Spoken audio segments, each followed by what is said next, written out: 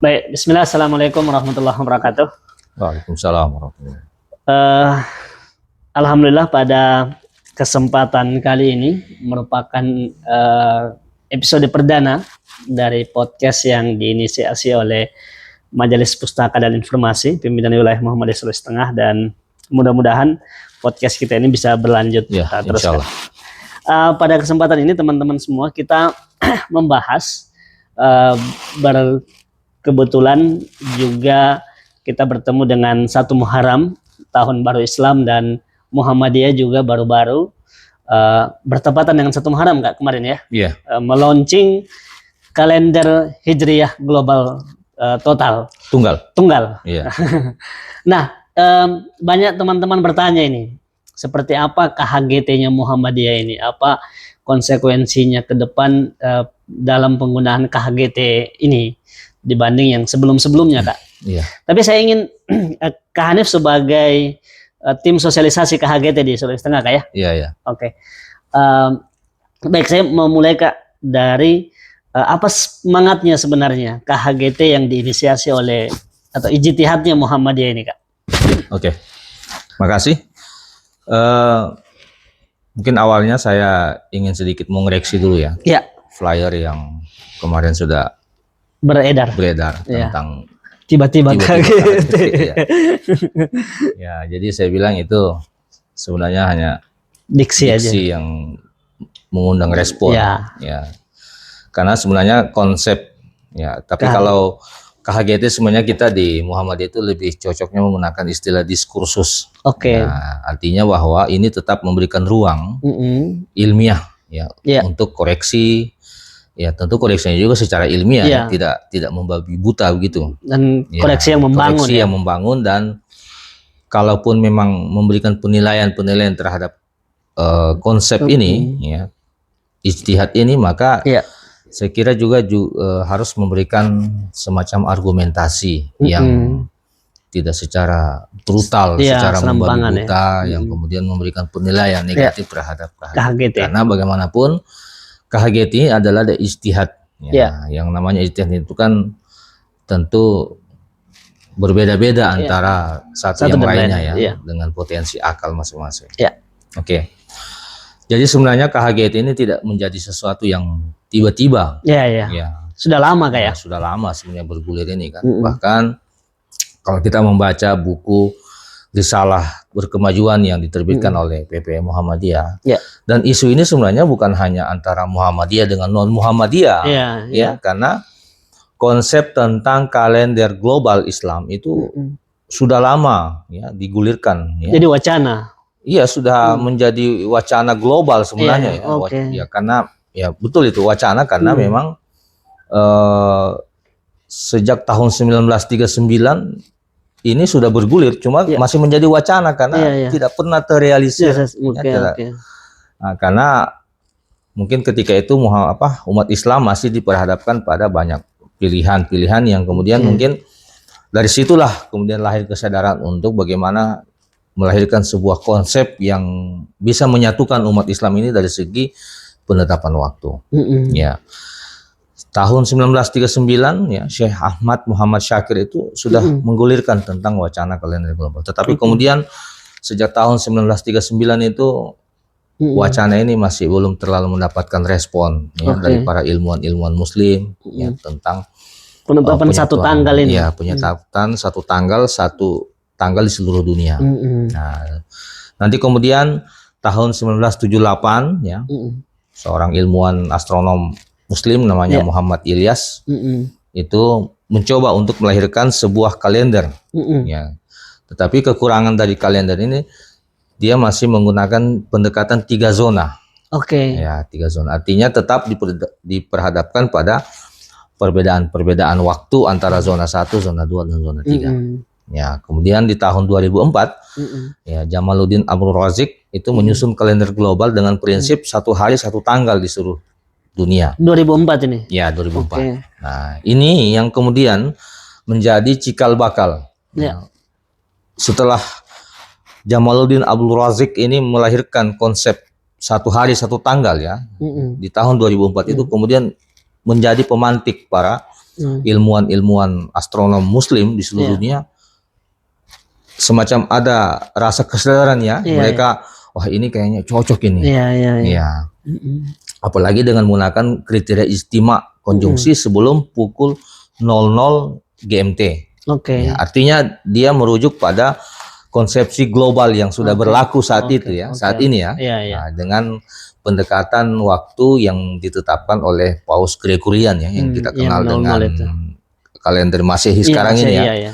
Ya, yang perpindahan harinya di jam 12 itu ya. Perpindahan harinya itu di pukul 00 dengan merujuk kota Greenwich ya. Nah, Jamaluddin Abu Razik menggunakan pendekatan itu. Ya, di tahun 2004. Nah, kemudian konsep atau wacana yang digulirkan oleh Jamaluddin ini terus diperbaiki. Ya, diperbaiki sampai kemudian pada tahun 2016 ya dilakukan pertemuan internasional atau muktamar yang dilaksanakan di Turki ya, di Istanbul, Turki yang kemudian saat itu melahirkan parameter KHGT, parameter global. Nah, tahun 2016. Ya, itulah kemudian ketika itu dari seluruh negara-negara Islam yang diundang, Muhammadiyah yang mungkin ya dalam penilaian para ilmuwan global yang konsen dengan persoalan hisab ketika itu ya. Itu kan masih menggunakan ya sampai tahun 1446 kemarin kan kita masih menggunakan hisab wujudul hilal ya. Nah, itu kemudian diundang secara khusus pada pertemuan 2016 itu. Ya, jadi kehadiran Muhammadiyah ketika itu tidak membawa mandat negara.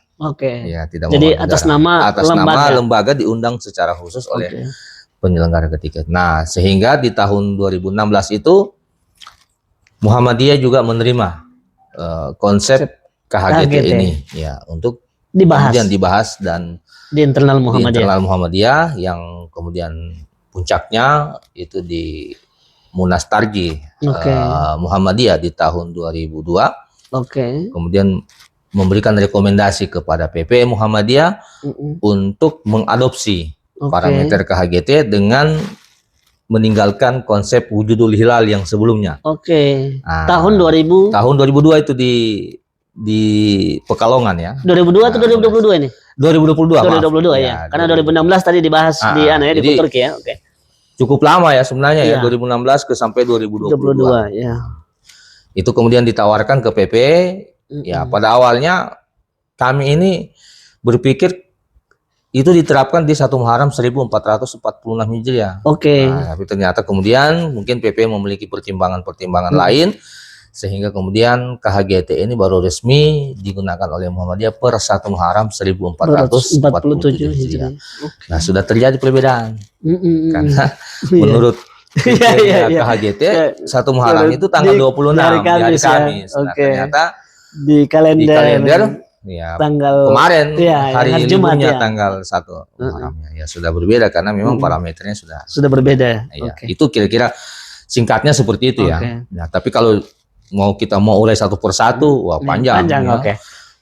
Berarti saya melihat memang ini barang sudah lama jadi atensi ilmuwan astronomi yang kita sebutkan tadi sampai di puncaknya di tahun 2016 itu jadi bahasan oleh Turki dan mengundang Muhammadiyah untuk menyoal ini juga, membahas ini, dan Muhammadiyah menangkap bola ini kira-kira seperti itu di tahun 2016 itu, atau memang Muhammadiyah secara sendiri juga di samping para ilmuwan juga sedang berpikir ke arah sini, Muhammadiyah juga sudah ada upaya atau ikhtiar mau ke sana. Kalau bahasa menangkap bola sih sebenarnya tidak juga. Ya, itu agak politis sebenarnya. Jadi sebenarnya kan begini, ya ini mungkin sudah bicara hidayah ini ya. Iya. Artinya teman-teman di luar Muhammadiyah ya, yang memang konsen terhadap persoalan astronomi ini, itu juga pasti mungkin memiliki pemikirannya yang sama dengan ulama-ulama atau para ilmuwan di Muhammadiyah tentang semangat satu hari satu tanggal. Kenapa? Karena memang semakin ke depan ini semakin kompleks persoalan-persoalan keumatan yang terkait dengan penetapan waktu. Nah, ini semangatnya nih. Bagaimana semangatnya nih? Jadi Kaget ini. semangat untuk menyatukan umat Islam dalam satu konsepsi waktu tentang satu hari satu tanggal. Oke. Karena memang ya kalau kita runut ke belakang ada beberapa kasus-kasus yang kemudian itu justru membuat Problematik. problematik di tengah umat. Ya. Oke. Misalnya saja ya contoh ketika di tahun 1 Syawal ya, 1 Syawal tahun 2000. Oh, 1 Syawal tahun 2000. Oke. 2000, di mana terjadi 4 kali 1 Syawal. 4 kali. Ini 4 kali ya, Oke. terjadi perbedaan yang 4 kali ya. Pada hari Kamis 6 Januari 2000 tahun 2000 ya, Nigeria Oke. yang menetapkan tanggal 1 Syawal itu. Kemudian pada hari Jumatnya tanggal 7 itu di Saudi.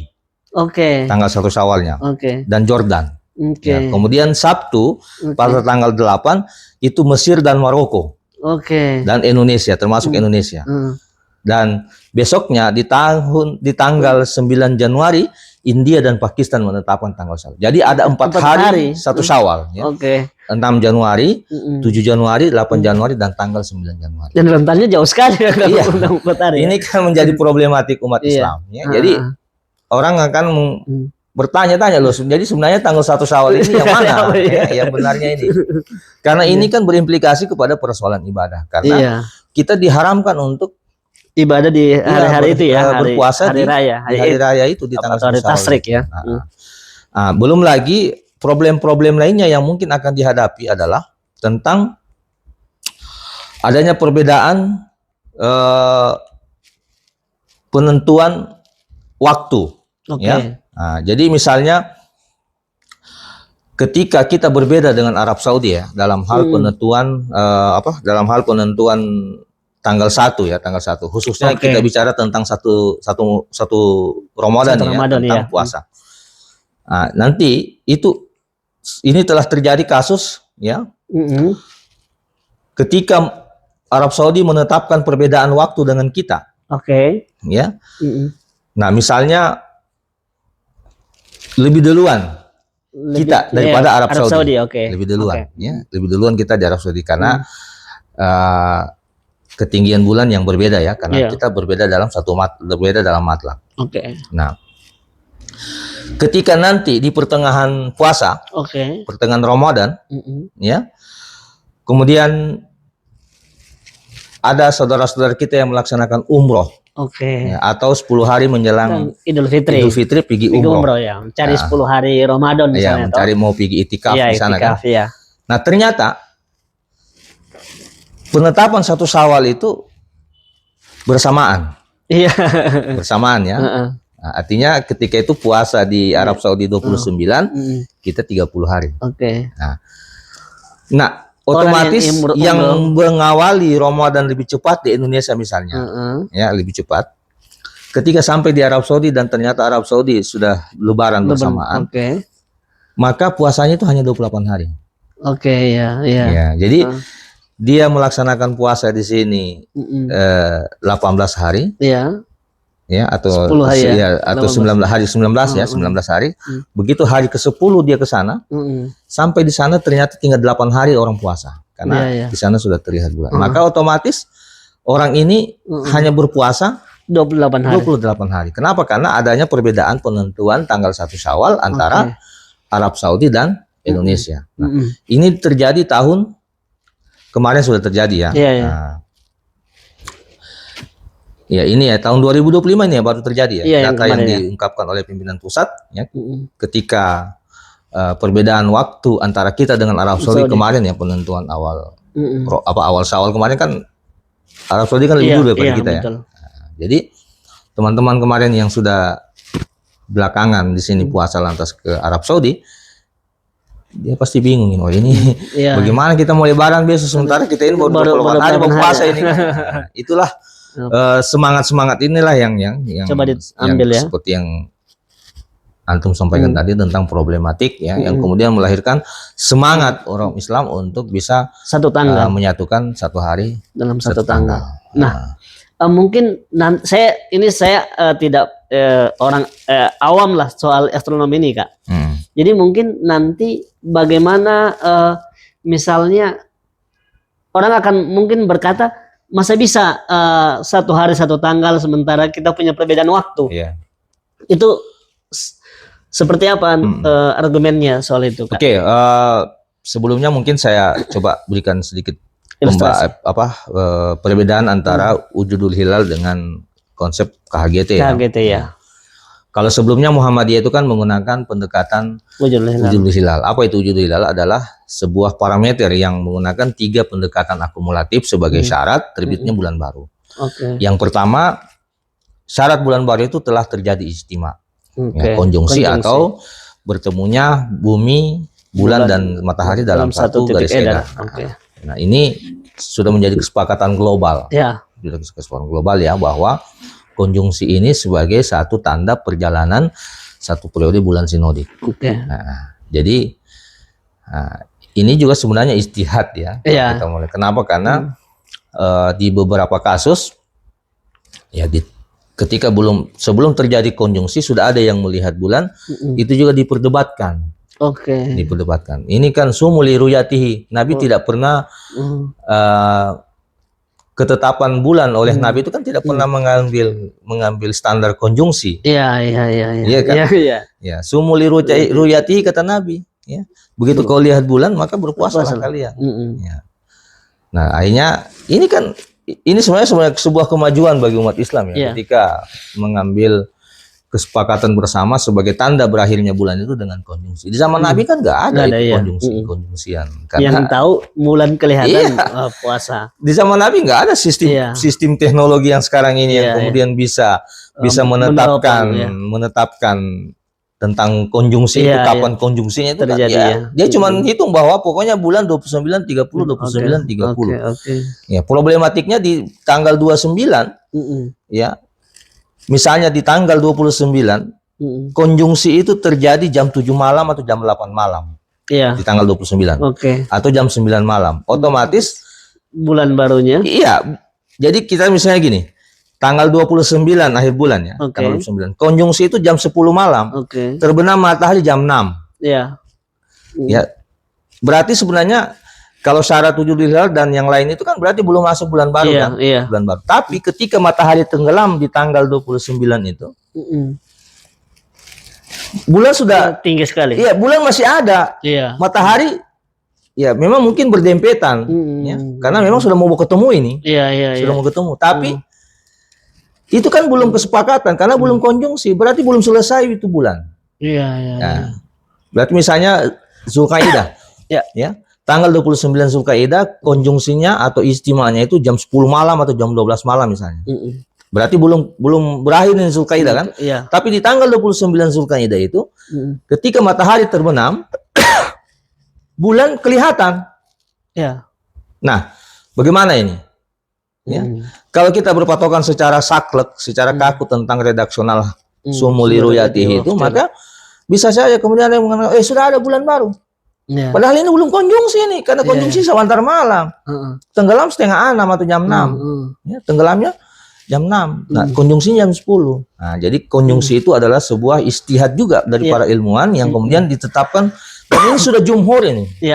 Baik yang hisab, ru'yat, KHGT, wujudul hilal, semua jumhur bahwa memang konjungsi itu sebagai ketetapan akhir perjalanan bulan. Itu yang pertama. Jadi konjungsi harus sebelum matahari tenggelam. Yang kedua, ketika konjungsi, ya jadi setelah terjadi konjungsi syarat pertama. Syarat kedua, konjungsi sebelum matahari terbenam. Artinya terbenam jam 6. Kalau dia konjungsi sebelum jam 6, syarat kedua terpenuhi. Syarat ketiga, ketika matahari terbenam, bulan masih berada di atas garis ufuk. Berapapun ketinggian derajatnya, maka ketika itu Muhammadiyah sudah menetapkan tanggal 1. Ya, jadi, sekarang bagaimana dengan KHGT? Nah, KHGT ini berubah total. Tidak lagi seperti semula itu. Tidak. Parameter KHGT itu adalah pertama perubahan matlak. Ya, matlak itu tempat terbenamnya hilal. Selama ini memang Muhammadiyah menggunakan matlak Jogja. Nah, ini selalu menjadi pertanyaan saya sejak dulu ya, sejak kecil dulu. Kenapa Jogja? Kenapa Jogja? Jangan karena PP. Iya, karena memang kantor PP Muhammadiyah itu ada di Jogja, maka standarnya adalah matlak Jogja. Nah, sekarang pertanyaannya, bagaimana dengan orang yang bukan Muhammadiyah? Iya. Ya, misalnya teman-teman Persis yang kantornya di Bandung, Oke. teman-teman NU yang kantornya di Jakarta. Ya tentu PBNU dalam penetapan Matlaknya matlak Jakarta. Kenapa? Oke. Karena kantor PBNU itu ada di di Jakarta. Jakarta. Oke. Begitupun dengan yang lain. Nah, jadi perbedaan matlak. Nah, sekarang dengan konsep KHGT ini Matlak global. matlak global. Oke. Artinya dimanapun di muka bumi ini yang sudah dipastikan sesuai berdasarkan hisab bahwa bulan sudah terlihat, maka kita umat Islam di seluruh dunia juga mengikuti matlak itu. Oke. Nah, jadi misalnya Nigeria di Amerika dimanapun Latin, di mana? Iya, jadi nah kemudian yang kedua perbedaannya bahwa kalau dalam wujudul hilal ketika matahari terbenam, matlak Jogja berapapun ketinggian bulan, Muhammadiyah berketetapan besok tanggal 1. Yang penting bulan masih positif, masih berada di atas garis ufuk. Iya. Tetapi kalau KHGT ini tidak. Standar ketinggian bulan itu IR 58. Imkanur ru'yat, ketinggian derajatnya 5, kemudian sudut elongasinya itu 8 derajat. Nah, artinya syarat untuk ditetapkan tanggal 1 itu ketika ada di satu titik ya, koordinat dimanapun ya, baik di lautan Hindia, di tengah laut, atau di Cina, di Jepang, atau dimanapun, ketika sudah ada pada hari itu, setelah terjadi konjungsi kemudian dihisap, ternyata ada di satu titik ketinggian bulan sudah di atas atau pas 5 derajat, atau elongasinya 8 derajat, maka bagi KHGT seluruh dunia itu sudah memasuki tanggal 1 pada hari itu, dimanapun. Nah, jadi tidak lagi menggunakan matlak ikhtilaf matalik ya, istilahnya. Jadi perbedaan. Jadi sudah ittihad matalik. Jadi matlak menjadi satu global. Ya. Nah, begitu.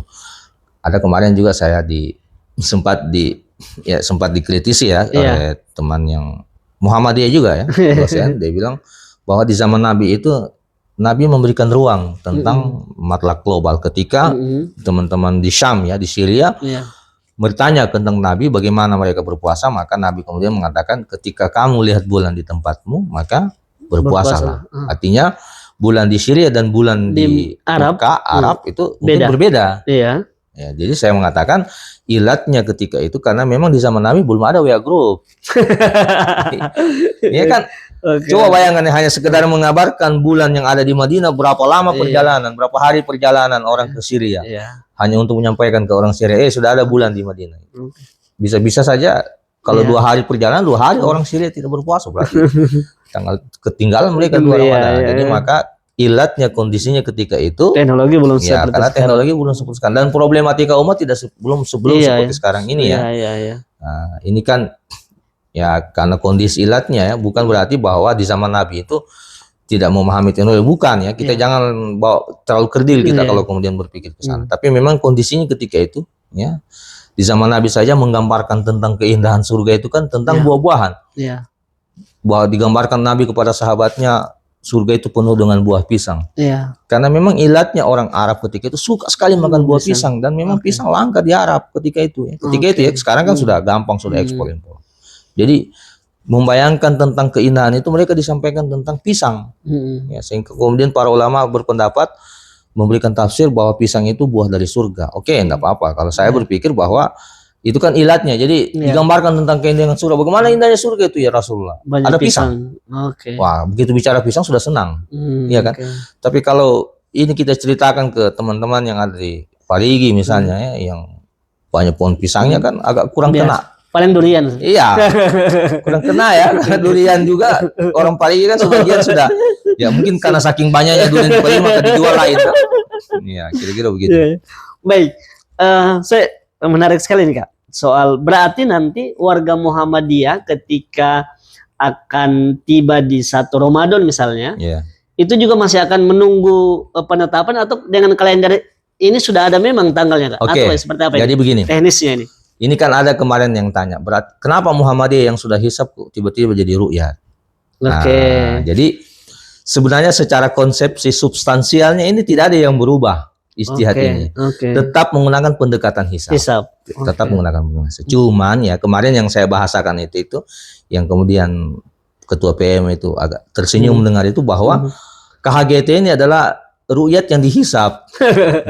Oke. Jadi kita tidak perlu lagi menunggu-nunggu bulan, tidak, karena dengan metodologi hisap, insya Allah kita sudah bisa memprediksikan di mana bulan pada tanggal itu. Oke. Nah, Oh, berarti kita sudah memprediksi misalnya ini kelihatan bulan ini di Argentina misalnya. iya. Oh, begitu ya. Sudah. Jadi dengan pendekatan hisap. dengan dihisap itu, maka kita sudah bisa memprediksi bahwa di tanggal 1 Muharram ini, ya kemarin, bulan terlihat di titik ini. Saya lupa lihat koordinatnya di mana ya. Nah, jadi dengan hisap kita sudah akan memprediksi bulan depan ini ya, di mana nanti bulan. Nah, makanya sudah diterbitkan tanggal kalender itu. Sekarang sudah sold out ya, kemarin saya. Oh, berarti kalender itu sudah menjadi kalender yang menjadi rujukan warga Muhammadiyah. Iya, sudah diterbitkan untuk 1447 Hijriah itu sudah ada. Oke. Dan sudah ditetapkan kapan, sama dengan konsep sebenarnya di wujud hilal kan seperti juga pendekatannya hisap kan. Dengan hisap itu kita sudah bisa jauh-jauh hari sudah bisa sudah imkanur ru'yat ya. Jadi imkanur ru'yat itu kita sudah imkan itu kan artinya berkemungkinan ya. Kemungkinan ru'yat sudah kita dapat hitung bahwa tanggal 1 Ramadan nanti tanggal sekian. Kenapa? Karena bulan sudah ada di titik ini. Gitu. Jadi sebenarnya secara substansi kita tidak meninggalkan hisab, cuman memang kriteria awal bulannya itu yang berubah. Ya, dari wujudul hilal ke konsep tentang matlak global itu dengan ketinggian bulan 5 derajat. Kenapa 5 derajat elongasi 8? Ya ini juga ya menjadi seperti tadi yang Komio sampaikan bahwa memang ya kita karena bumi ini bulat, maka tentu ada perbedaan waktu. Ya, perbedaan waktu. Nah, maka memberikan ini semacam kita memberikan kompromi begitu. Ya. Jadi ada beberapa syarat parameter itu, misalnya ketika melewati pukul 00, kemudian ada daerah yang belum memasuki istima, maka itu diistimalkan bulannya. Nah, itu. Jadi kemudian mengambil patokan negara yang paling timur ya, Selandia Baru. Ketika sudah memasuki tanggal 1 ternyata di sana belum terbit fajar, maka dengan sendirinya belum tanggal 1. Begitu konsepnya seperti itu. Nah, ini kan juga memberikan keadilan ya, keadilan kepada teman-teman kita yang berada di wilayah yang tidak normal waktu-waktunya. Oh iya, seperti ada satu daerah yang lebih banyak siangnya daripada malamnya, begitu ya. Misalnya di daerah Rusia ya, di daerah Rusia atau Norway ya. Itu kalau musim dingin dan musim panas kan, musim panas mataharinya lebih banyak, malamnya lebih sedikit. Tapi kalau musim dingin lebih banyak malamnya. Nah, seperti yang ditulis oleh Mas Agus Susilo itu ya, tentang sholat duhur di tengah malam. Ya, ada bukunya itu. Kenapa? Karena jamnya memang cuman kalau kita mau nunggu siang nggak pernah ada siang di situ. Jadi dia sholatnya itu dia dengan niat sholat duhur, tapi tidak ada matahari, karena makanya dia tulis itu sholat duhur tengah malam. Karena memang kondisi bumi ketika itu di tempat itu tidak ada matahari, karena sudah memasuki musim dingin kan. Jadi yang seperti ini kan kita harus adil ya. Kalau kita Indonesia ini alhamdulillah ya, sama 12 jam siang, 12 jam malam ya. Jadi kita jangan ego dalam beragama ya. Jadi dengan konsep KHGT ini menjadi panduan bagi teman-teman yang berada di wilayah yang tidak normal waktunya itu, kapan kami berpuasa. Jadi biar termasuk juga ini menjadi perdebatan ya, ketika musim panas jumlah jam siang hari itu bisa sampai 20 jam lebih. Ya. Bagaimana mereka yang berpuasa dengan waktu 20 jam lebih itu? Tapi di waktu-waktu tertentu, bahkan ada yang hanya sekian menit saja matahari terbenam, berterbit, langsung terbenam ulang. Apakah dia hanya berpuasa sekian menit itu? Itu kan jadi pertanyaan juga itu. Nah, jadi makanya dengan adanya KHGT ini, teman-teman yang seperti itu, oh ya sudah, pokoknya biar malam. Karena kita menggunakan standar waktu secara global, kita ikut yang normal, maka biar malam kami tetap berpuasa. Begitu kira-kira ya semangatnya. Jadi memang orang Muslim ya yang ada di daerah-daerah yang seperti sampaikan tadi, memang ada, saya sering baca postingan itu Kak, yang biasa di Kutub Utara, di dekat-dekat situlah tempatnya, yang kadang waktu siangnya lebih panjang dan malamnya sebentar. mereka kadang bingung untuk menetapkan kapan tidak ada MUI-nya, tidak ada. Iya, mereka tidak ini ada bisa lembaga jadi fatwanya. solusi ya. Ini Iya. KHGT ini bisa jadi solusi juga untuk orang kaum muslimin yang ada di daerah-daerah seperti itu. Iya, itu semangat kalau kita di Muhammadiyah itu membahasakan membayar utang peradaban ya, menjelang 2 abad berdirinya Muhammadiyah, yaitu kita melahirkan KHGT ya. Kita tidak akan paksakan orang ikut kita. Ya, bahkan terus terang di internal Muhammadiyah pun masih banyak yang belum memahami secara teknis ya. Bahkan di dalam beberapa kesempatan kita sosialisasi itu yang selalu menjadi pertanyaan kita punya ayahanda, loh kok berubah lagi nih ya. Dulu hisab sekarang jadi ru'yat. Jadi ru'yat ya. Saya bilang ini ru'yat Pak, tapi ru'yat yang dihisab. Maksudnya gimana? Jadi kita menghisap bahwa di titik ini di pasti hari itu sudah kelihatan. insya Allah ya, insya Allah sudah kelihatan bulan. Kenapa? Karena posisinya itu sudah berada pada ketinggian 5 derajat dengan elongasi 8 derajat. Sudah cukup besar. Sehingga nanti di Indonesia Muhammadiyah tidak tidak lokal lagi ya, untuk penentuan satu Ramadan atau satu Syawalnya, tapi mengacu pada astronomi global. Iya, dan bukan hanya Indonesia ya. Jadi dalam pertemuan di Turki itu kan ada beberapa negara, dan memang ini memang masih tetap potensi perbedaan masih, karena bahkan sampai di voting ya di tahun 2016 itu di voting tentang keputusan untuk menerapkan KHGT ini. Ya, karena masih ada juga yang kemudian belum belum sepemahaman, ada yang masih ragu-ragu. Nah, tetapi secara global ada beberapa negara, bahkan 12 negara kalau tidak salah ya. Kalau tidak salah. Nah, salah satu yang akan menerapkan KHGT ini adalah tuan rumah ya, Turki. Ya, Turki juga sudah akan menerapkan. Jadi bukan hanya Muhammadiyah ya, untuk Indonesia ya, untuk Indonesia mungkin hanya Muhammadiyah yang kemudian mengadopsi tentang KHGT ini. Gitu. Dan saya juga sempat baca beberapa artikel. Ini juga kita kurang lebih punya kesamaan dengan kalender yang ada di Ummul Qura, Kak? Atau seperti apa penjelasannya ini? Ya, jadi saya sering itu ya menulis, kalau kita membaca sejarah tentang ya, ini kita masuk lagi pada wilayah politik sebenarnya. Jadi penjelasan dari Majelis Tarjih ketika itu Pak Samsul Anwar kalau tidak salah, ya di buku tentang KHGT ya yang saya baca itu, bahwa di Arab Saudi itu memiliki 2 standar waktu. Ya, jadi secara sipil mereka menggunakan kalender Ummul Qura. Ya, kenapa? Karena mereka butuh kepastian tentang waktu, maka kalendernya itu harus menggunakan hisab. Nah, Ummul Qura itu hisab. Nah, tetapi dalam penentuan waktu-waktu yang terkait dengan ibadah itu adalah sepenuhnya wewenang mufti. Mufti. Ya, jadi kalau antum baca sejarah tentang bagaimana terbentuknya negara Saudi itu kan dibangun atas kesepahaman antara Ibnu Saud ya dan Muhammad bin Abdul Wahab. Ya, Ibnu Saud termasuk urusan-urusan politik itu adalah urusan sultan. Tetapi urusan keagamaan itu adalah urusannya mutlak mufti.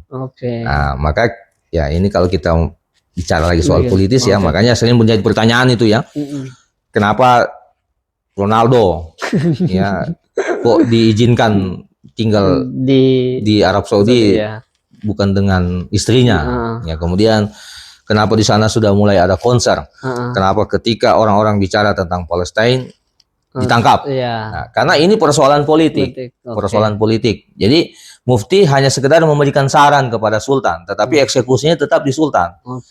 Ya, maka tapi ketika mufti mengatakan besok tanggal 1 Syawal, besok tanggal 1 Ramadan, besok tanggal 1 Zulhijjah, maka sultan pun mengoreksi. Kalaupun Ummul Qura salah, mengoreksi. Ya, saya kemarin sempat di komen saya punya FB oleh salah seorang, dia bilang tapi Ummul Qura itu sudah tervalidasi sampai tahun 2032. Saya bilang apanya yang antum validasi? Karena Ummul Qura itu berdasarkan ru'yat. Validasinya setiap bulan. Iya. Setiap pergantian Setiap bulan. pergantian bulan baru validasi. Nah, contoh yang paling sederhana kan yang baru-baru ini ya. Iya. Kan pemerintah Arab Saudi ya dengan pendekatan umul quronya itu mengatakan kemungkinan. Bahkan mereka sudah mengumumkan, bahkan Menteri Agama sendiri sudah dengan semeringannya mengatakan bahwa tahun ini akan tahun Haji Akbar. Oh ya. Iya kan? Iya. Coba lihat jejak digital itu tentang pengumuman Arab Saudi bahwa tahun ini Haji Akbar. Ya. Ya. Karena berdasarkan umul qura ketinggian bulan hanya sekian derajat. Jadi kemungkinan bulan tidak bisa terlihat. Tapi kan anomali. Ya, saya juga kaget sebenarnya ya ketika terjadi perbedaan antara kita dengan ru'yat. Karena saya berpikir ketika di Jawa kemarin saya lihat ketinggian bulan tidak sampai 2 derajat. Sangat kecil kemungkinan untuk bulan bisa dilihat. Dan kita akan sama-sama dengan Arab Saudi. Ternyata Arab Saudi sudah bilang kita akan berhaji akbar. Berarti beda dengan kita ini. Aduh, beda kayaknya. Ya. Kita hari Kamis hari Kamis kita berpuasa Arafah. Nah, ternyata di Arab Saudi Haji Akbar berarti hari Jumat. Iya. Nah, saya sampai bingung juga loh, bagaimana metodenya. Nah, ternyata anomalinya bahwa kita ujul hilal tidak berubah, tetapi yang ru'yat berubah. Kenapa? Karena ternyata di Aceh ketinggian bulan sudah 3 derajat. Kelihatan. Iya, sehingga kelihatan. Iya. Ya, apalagi saya bilang Arab Saudi. Lebih ke timur ya. ya. Sampai saya tidak tidur malam itu menunggu pengumuman resmi dari pemerintah Arab Saudi. Sampai subuh saya tunggu-tunggu. Ternyata dugaan saya benar bahwa mereka sudah bisa melihat. Iya, sedangkan kita saya 3 derajat, apalagi bulan berjalan sana 5 jam. Betul. Ya, jadi anomali kan. Ya, saya tidak tahu kemarin yang salah itu umul quranya atau. Iya, Masya Allah. Luar biasa ini KHGT Muhammadiyah ini memantik diskursus tentang astronomi di kalangan pegiat astronomi khususnya. Pengamatan tentang bulan dan seterusnya, dan menurut saya disitulah khazanah keislaman yang sangat luas sekali. Iya kan, di dalam hadis itu kan sumu li ru'yatihi wa aftiru li ru'yatihi. Sumu li ru'yatihi, berpuasalah kamu dengan melihat bulan. Ya, artinya dengan melihat bulan itu kan Nabi tidak memberikan batasan. Sumu li ru'yatihi fil Makkah. Iya. Aftiru li ru'yatihi fil Madinah kan tidak ada. Artinya dimanapun bulan itu terlihat.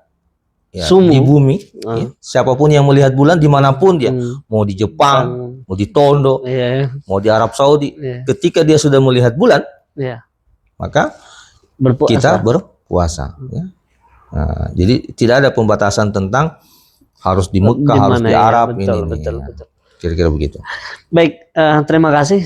Semoga penjelasan ini menjadi pencerah bagi ini pengantar saja. Pengantar ya, betul. Bagi teman-teman yang menyimak dan mendengarkan bincang-bincang kita sore hari ini, dan mudah-mudahan nanti ada banyak pertanyaan bisa kita mungkin masuk di part 2 berikutnya. Terima kasih Kak Hanif untuk sama-sama episode perdana kita di podcast MP ini, dan mudah-mudahan berikutnya kita sudah bisa live. Ini ada beberapa kendala teknis tadi. Demikian teman-teman semua. Assalamualaikum warahmatullahi wabarakatuh. Waalaikumsalam warahmatullahi wabarakatuh.